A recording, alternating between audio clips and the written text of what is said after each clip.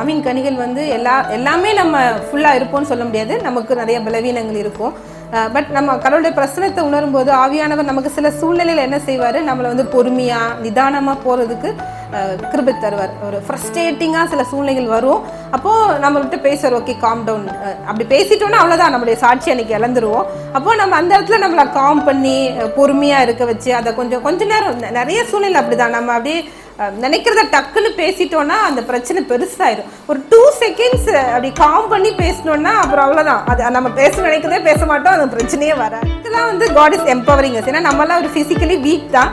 நிறைய சூழ்நிலைகள்ல நம்ம அது ஃபேமிலி லைஃபாக இருக்கலாம், இல்லை ஒரு சிப்ளிங்ஸோ, இல்லை நமக்குள்ள லைக் இன்லாஸ் ரிலேஷன்ஷிப், எந்த ரிலேஷன்ஷிப்பாக இருந்தாலுமே நமக்குள்ள வந்து நிறைய இப்போ தேவைப்படுறது பொறுமை தான்.